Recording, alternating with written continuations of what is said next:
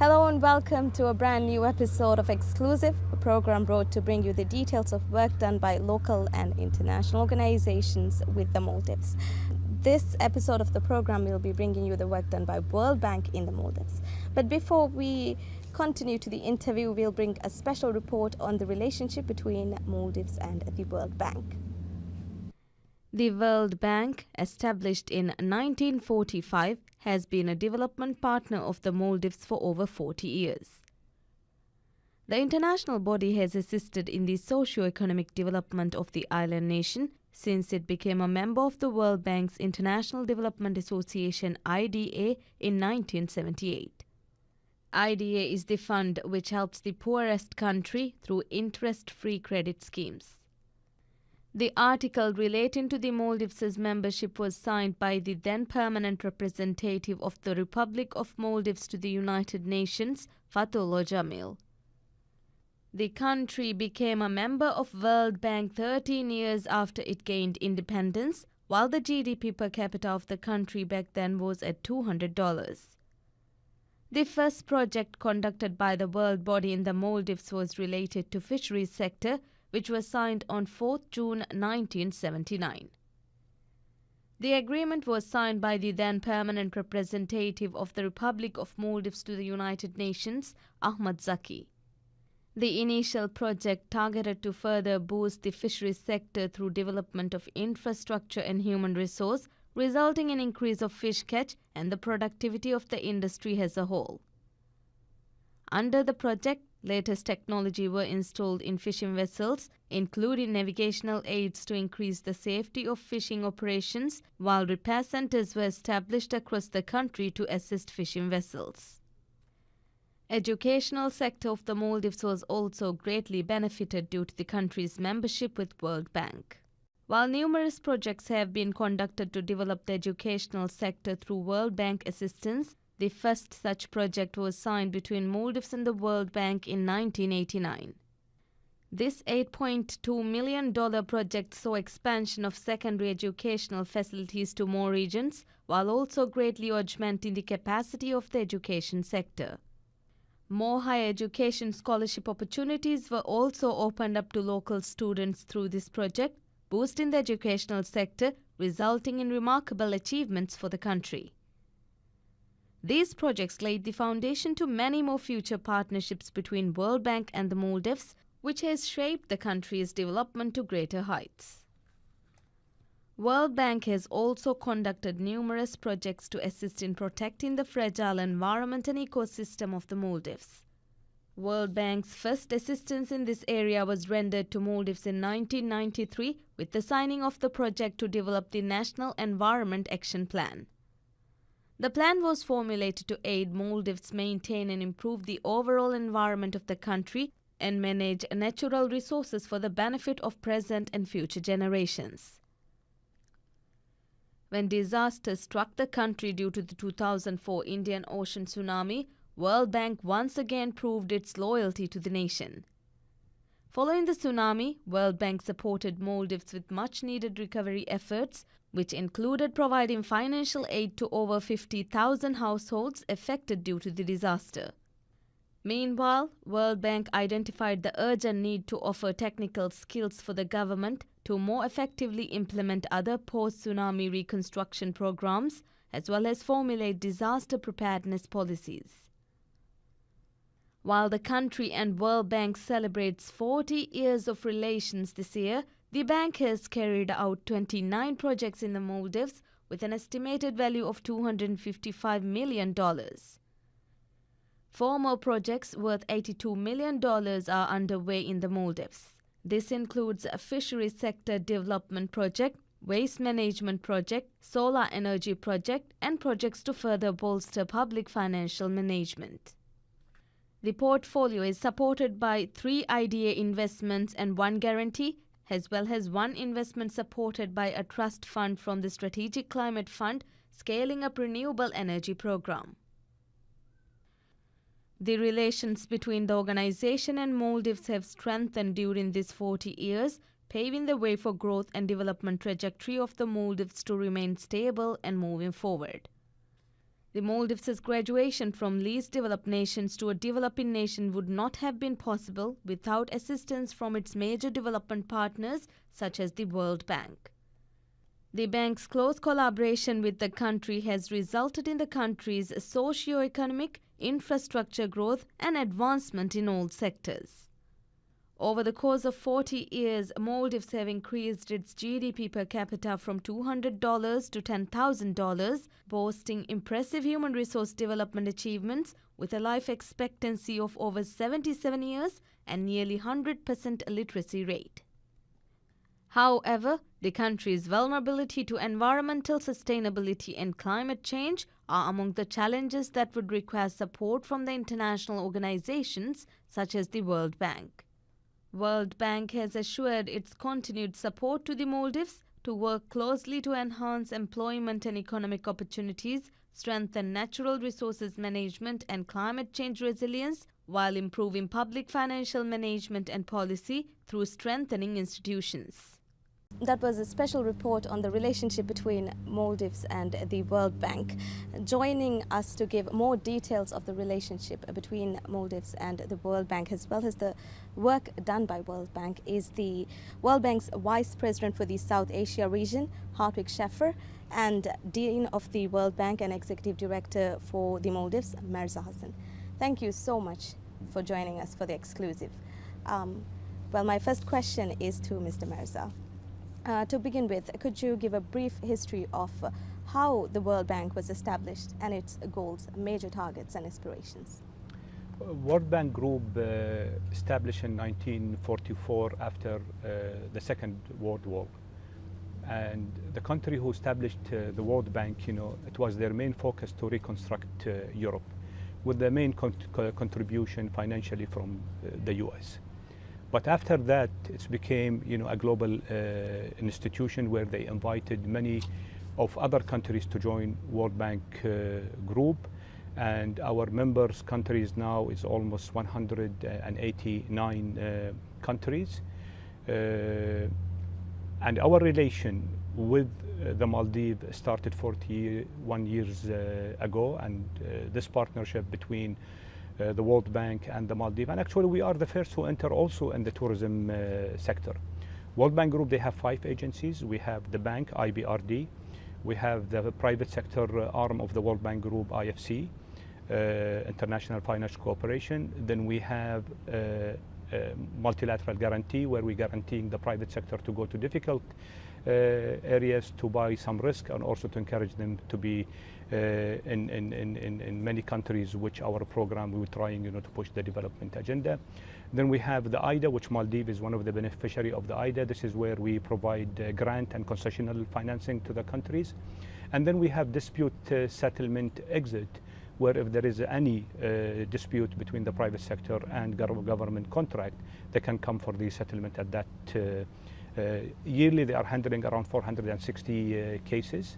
And it's all successful, and we are reaching good conclusion on those cases as a win-win between the government and the private sector. But our relation with Maldives is deep, and from since there, we've been in charge of many of the development agenda of Maldives. Yes, thank you. Now, Mr. Hartwig Schaffer, let's talk about the South Asia region that you oversee. What is the economic situation and what are the projections for the upcoming years? Well, first of all, Sarah, thank you for having me here, and it's a wonderful place to visit, but we also had very, very important and very useful discussions with the government. But in the middle of last year, I took over the vice presidency for the South Asia region for the World Bank. And this is the most dynamic region in the bank. Last year, growth was close to 7%. This year, we expect that growth will be over 7%, 7.1%, and that compares very favorably to the rest of the world. In fact, South Asia is the fastest growing region in the world. But that is good news. But there are still lots of pockets of poverty, and this is where the World Bank support and working with the governments is so important, to help develop the human capital, to help create jobs, to help with resilience and disaster risk management, and to make sure that growth is sustainable and broad-based, so that by 2030, we are lifting those who remain in poverty, we are lifting them out of poverty, providing a better livelihood, income, jobs in a sustainable way. Once again, my next question is also for Mr. Hartwig. What are the challenges facing the Maldives, and what reforms can help to overcome these challenges? Well, the partnership between the Maldives and the World Bank has been for over 40 years.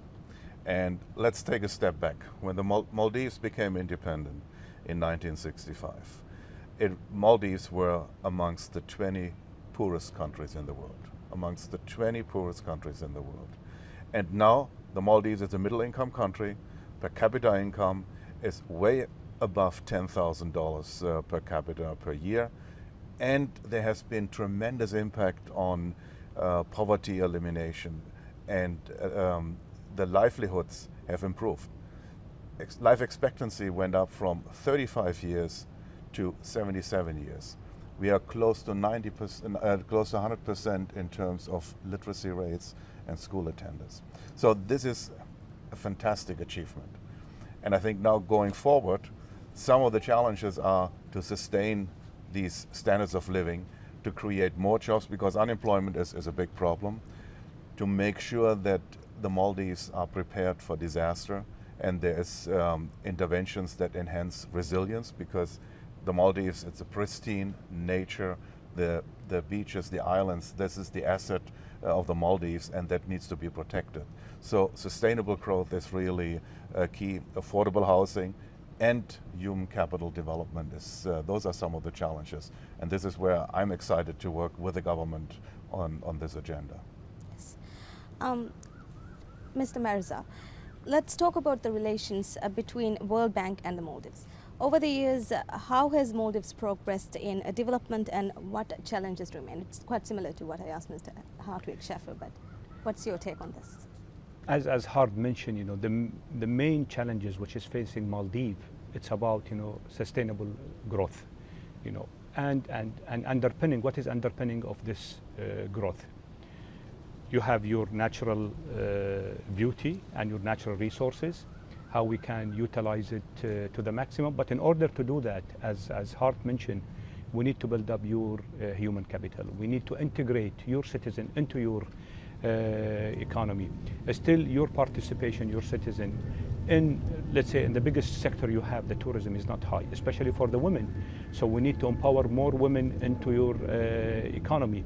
And we saw them when we go to the atolls, we can see how the women are effective in developing their community and trying also to be a part of that community in terms of the climate, in terms of sewage, in terms of waste, among others.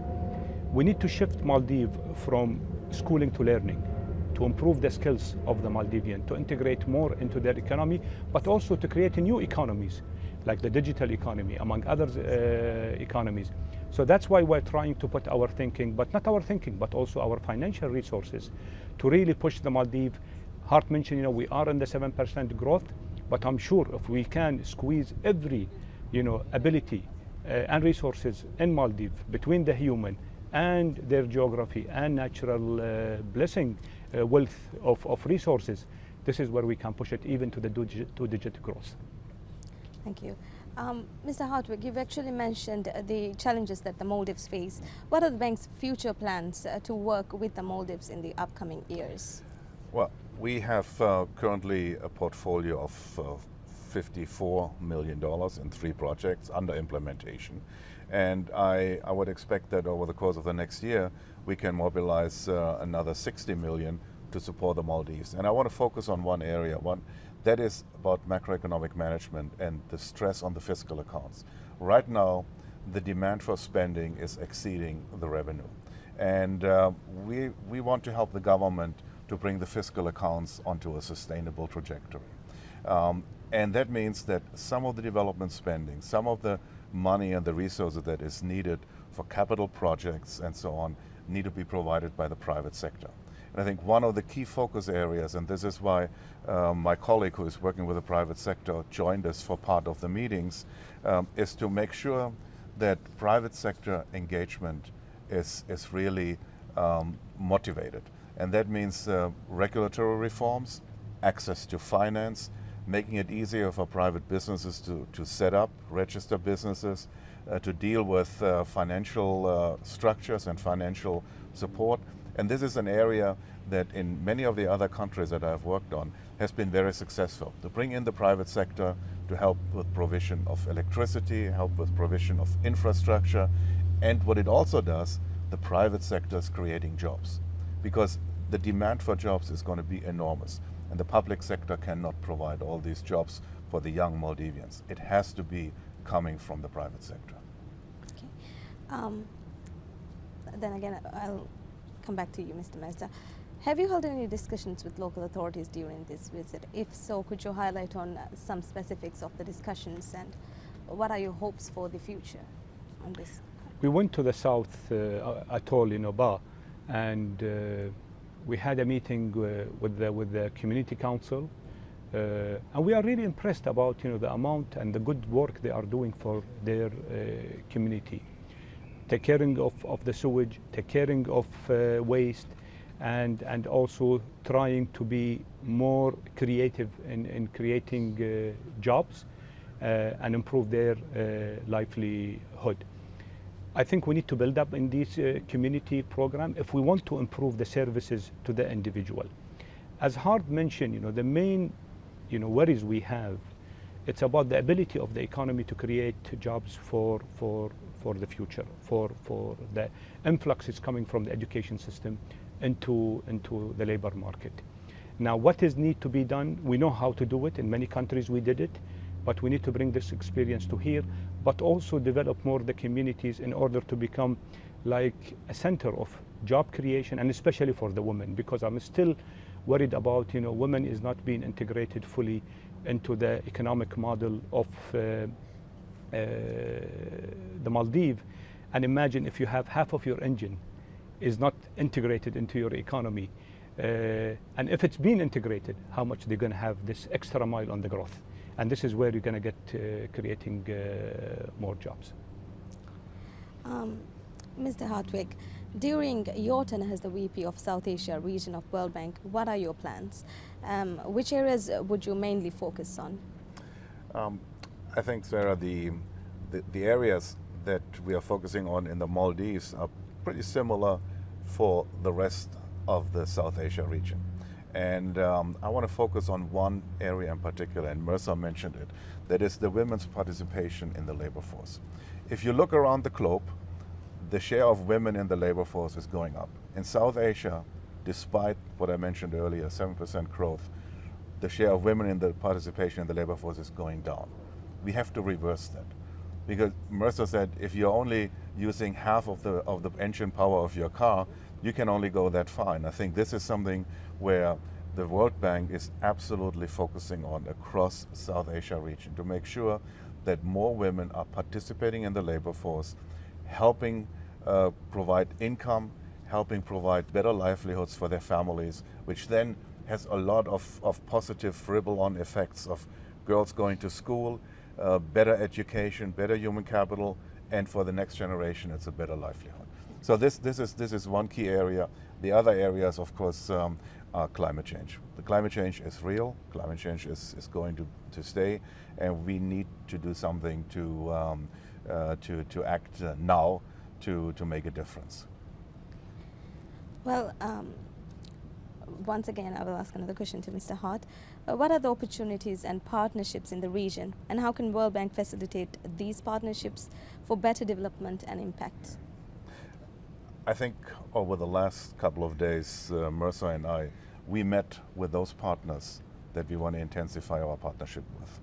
That means we cannot do it alone, but we need to work in very close collaboration, of course, with the government, but also with our development partners. We want the same.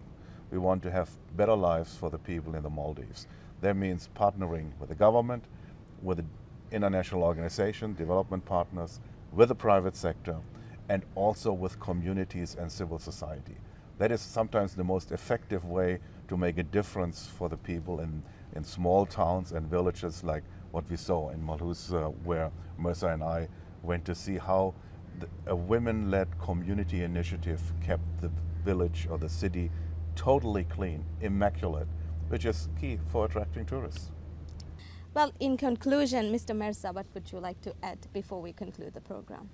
Maldives is blessed with its natural resources, but in my opinion, this is only a little thing when you have these natural resources. I don't want to live on what the nature is giving me. I want to live on what my human can do in this nature and try to utilize it and benefit to it to the maximum. So again, we're still going to stress on the human capital.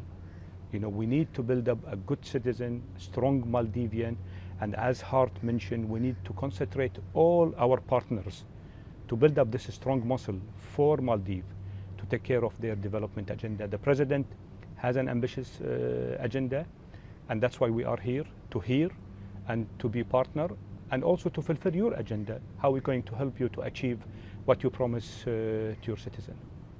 Mr. Hartwig. Well, first of all, I would like to thank Mirza to be here, to join together on this mission, because it doesn't happen very often that you have the Dean of the Board of Executive Directors and the Vice President and a large team visiting the country at the same time. But I think what it signals is the importance of the Maldives in terms of the support that the World Bank wants to provide.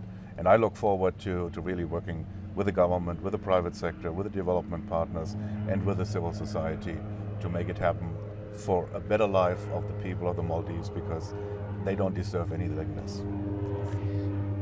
Can I add one thing? You know, I mean, as Sure. what Hart mentioned is really, this is the first time you find two vice presidents, the regional vice president for South Asia, and then we had our private sector vice president, she was here, and the board, which actually they design all the policies and strategy of the bank. It's here. This is all about to tell you that we are all here to help you, and that's our message to you. We are here to listen and to help. Well, thank you so much, both of you, for joining us and giving the details of the work done by World Bank in the Maldives. We hope to actually interview you in the future as well. Thank you, Sarah. Thank you. Thank you, sir. We'll be bringing you more episodes of Exclusive in the coming days. Thank you for watching. Goodbye.